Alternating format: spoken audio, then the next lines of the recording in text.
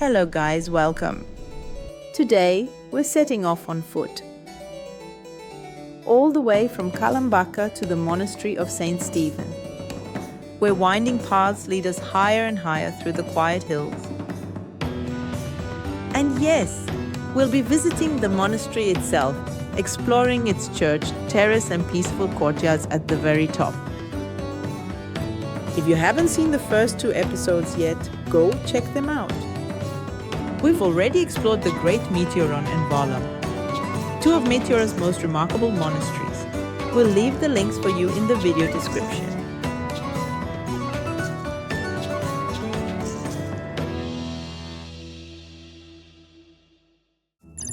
We started walking from the quiet town of Kalambaka, which sits right at the foot of the cliffs.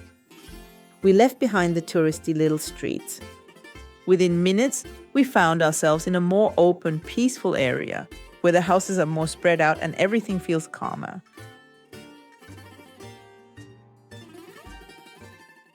As we crossed the last corners of town, the path opened up ahead of us. No signs, no rush. Just a dirt trail, silence, and in the distance, the towering rocks that seem to be calling us. There are several trails that lead up to the monastery, offering views you won't see from the road.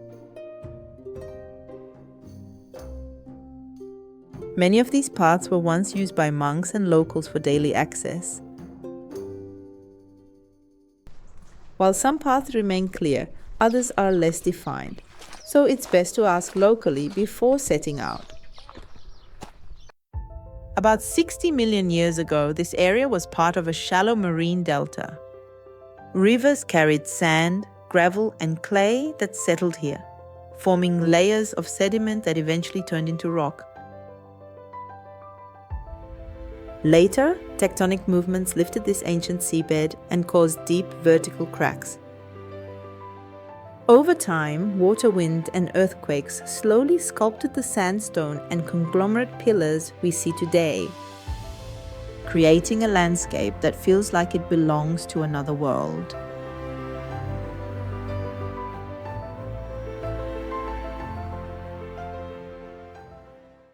The trails connecting Kalambaka to the monasteries are an adventure in themselves.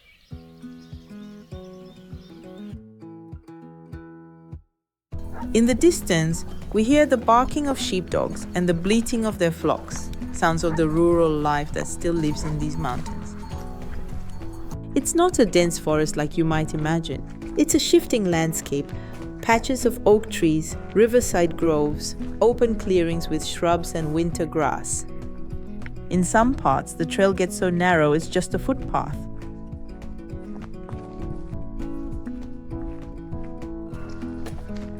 The walk isn't just a steady uphill climb. Some paths gently slope down, others follow alongside the road, and the landscape keeps shifting around us. Walking here is like stepping into the living footprint of time. It invites you to look differently, to listen closely, and to follow a path that seems made for wonder.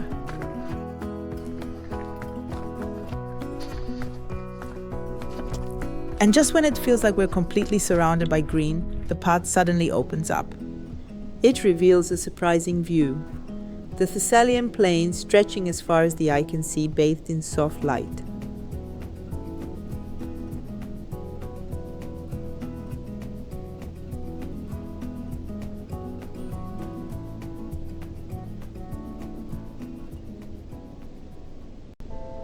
As you arrive, the Monastery of St. Stephen rises in full view. Perched on the edge of a rocky cliff that opens out over the vast plain of Thessaly.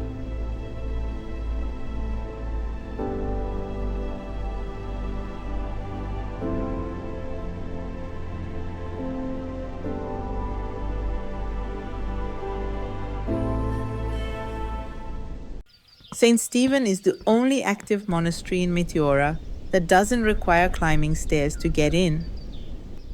You enter by crossing a small stone bridge that connects the cliff to the outside world. The bridge is narrow and simple, made from local stone blocks, and acts as a symbolic threshold between the everyday and the sacred.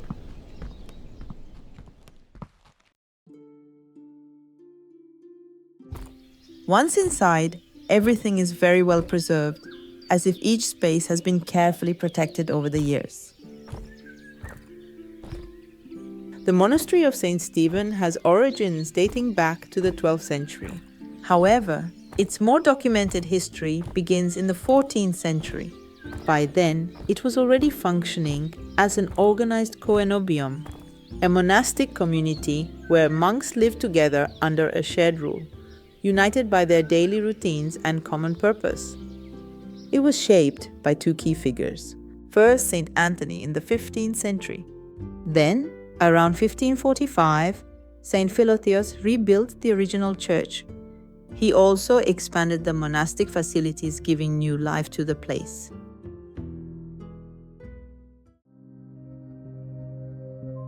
The old church is a small, simple nave. Later, in 1798, the current Catholicon was constructed. Additionally, the complex features the original refectory, once the dining hall and now converted into a museum. Next to it, the kitchen has also been transformed into a museum space. These are the nuns' cells, small private rooms where they lived and prayed. And here, the secondary buildings served as practical and supporting spaces for daily life within the monastery. The Catholicon, the new church built in 1798, follows the triconch cross in square style.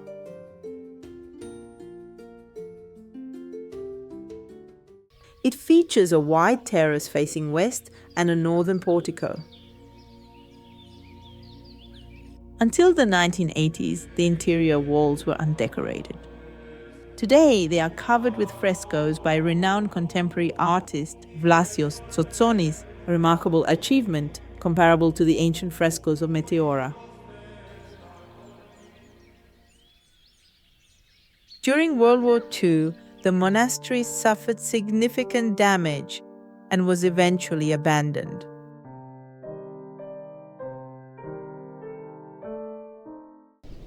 But in the 1960s, it entered a new chapter. It was restored and converted into a women's convent. Today, about 20 Orthodox nuns live here. They spend their days in prayer, caring for the monastery and crafting handmade embroidery, religious icons, and flowers. This chapel is a modern addition, built in the early years of the 21st century and designed by architect Soterios Tsimas.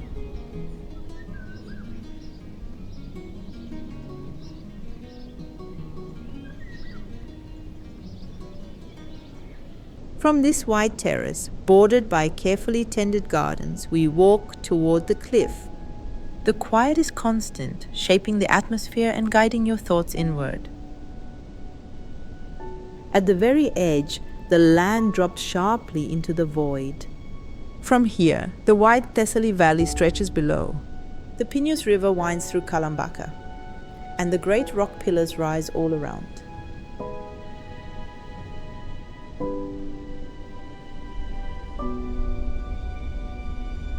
Beyond them, the Pindus Mountains stand tall, their peaks drifting in and out of the clouds.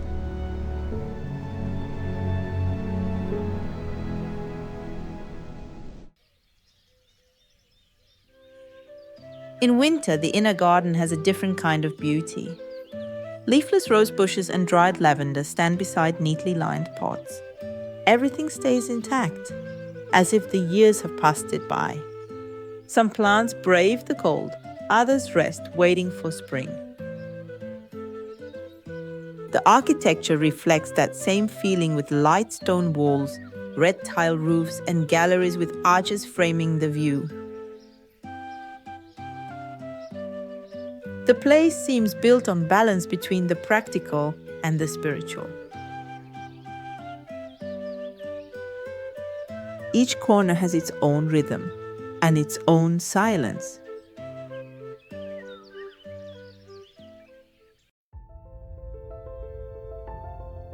When we left St. Stephen behind, we didn't say a word.